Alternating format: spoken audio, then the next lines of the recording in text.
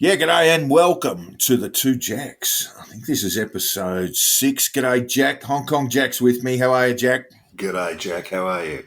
I'm very, very well, mate. And I think we're at episode 6, or is it 5? I've lost count. Oh, 6, I think. Yeah, I think we're at 6. And this stellar show now. Tell us what's going on in Hong Kong, COVID-wise.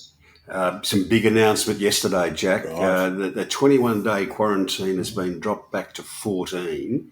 Our Mrs. Lamb, our chief, tells us that's because the Omicron variant has a short incubation period.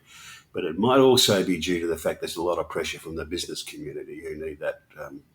They're paying money to have their people quarantined, so it's getting expensive. Not much use to if you're in Australia or the US or the UK because you can't fly in anymore. Can't go there anyway.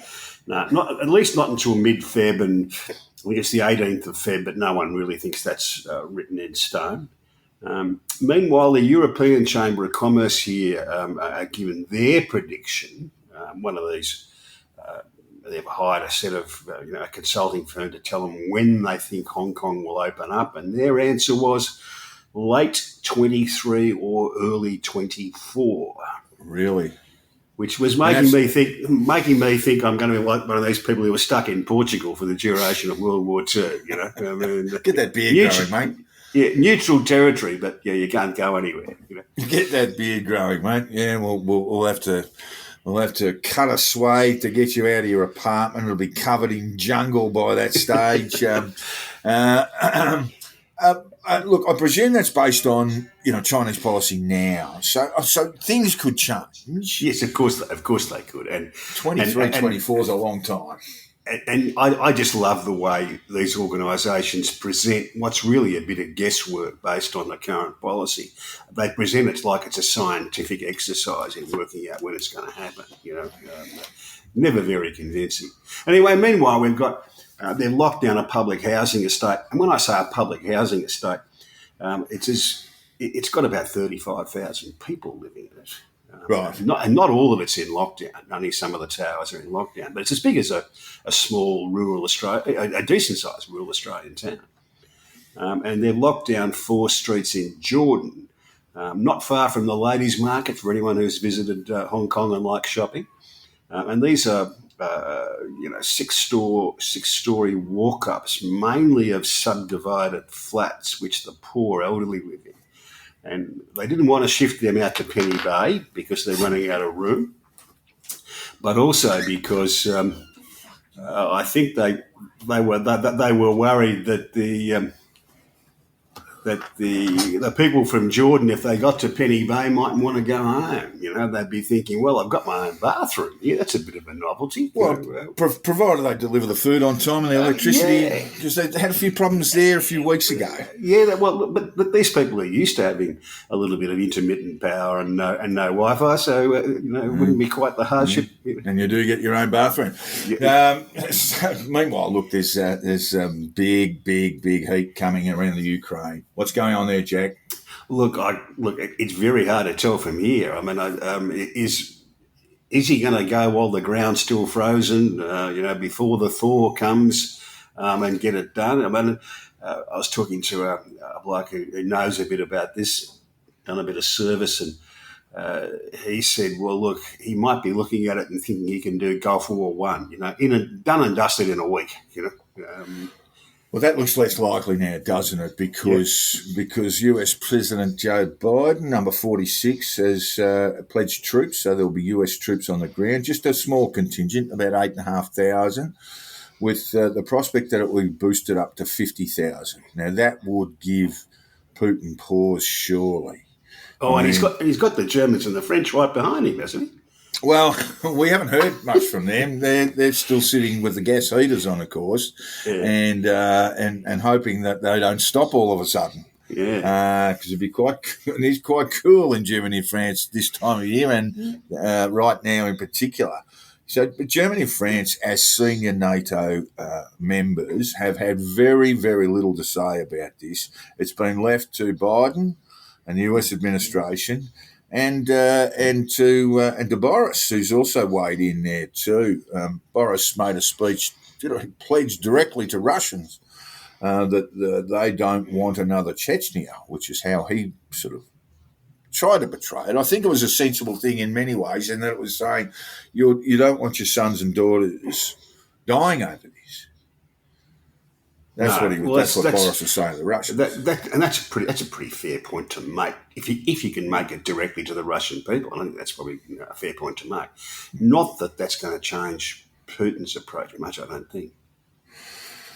Yes, we'll just have to see. I mean, there's obviously going to be huge repercussions, but I think now you've got US troops on the ground. And another interesting element of that is that the GOP, or most of the members of the GOP, the Republican Party, do not support American engagement, while Joe Biden has made that commitment, an early commitment. Well, there's kind of two groups of them. There are the new neocons, the neo-neocons, who have never seen a war they don't want to get involved in. And then there are the more isolationist strand of the GOP who are saying, no, this is not an occasion for us to get involved. Yeah, and I suspect Putin has probably put a lot of his thinking behind the fact that you may still have a very large and persuasive isolationist group within American politics at the moment. That will sort of allow him almost carte blanche. I mean, if you've got Germany and France silent, and then the US not taking it seriously, not engaging, withdrawing, in fact, from the world. But that seems not to be the case. That's the thing I think of this change in the last week. We've still got massive troop roll-ups in Belarus. And on the Ukrainian east border as well, and out in the Black Sea, and a potential point of invasion through Sebastopol around that way. I just think he's playing a much more dangerous game now, and he would have to realise that America's not going to sit on its hands. I can see why the Germans don't want to get involved, because they really are dependent upon the Russian gas. But the French are energy exporters because of all their wonderful nuclear power plants, and the Germans haven't been militarily aggressive, since about 1945. But the French they've got form for this. It's a bit unusual that they're sitting on their hands a bit on this. Yeah, it is a bit.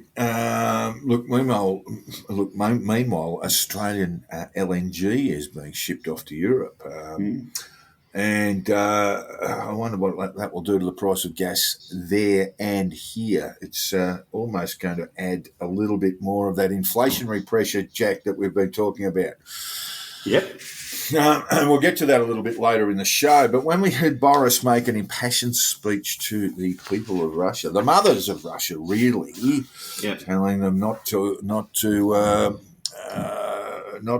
lose their sons and daughters to a pointless territorial war, Boris is making less sense in the Commons in regard to the parties, which he doesn't like to use the term party because it's got all sorts of connotations about it. But there was one party, then there were two, then were three, and it's causing him a huge political problem at the moment. It is. It's very hard to know exactly where it's going to go. We waited for the Sue Gray report, the publican from Northern Ireland, and that seems to have disappeared into Whitehall, and no one seems to know where it is now. It's very, very odd, isn't it? Everything really turns on Gray's report. She is a senior public servant, senior bureaucrat in the UK who did take a extended leave to run a pub in Northern Ireland with her husband. So I guess Boris would be looking for the publicans' view, a little bit of moderation, a little bit of understanding there. There's a story out of the UK yesterday that the report's been delayed because there were duty of care concerns for the people who were named in the report. One presumes mental health issues, and an English friend of mine texted me yesterday to say it's just as well these folks weren't around at Nuremberg. Otherwise, we wouldn't have been able to ask any questions because they would have been triggering. Oh yeah, poor old Herman Goring. Coming off his drug addiction.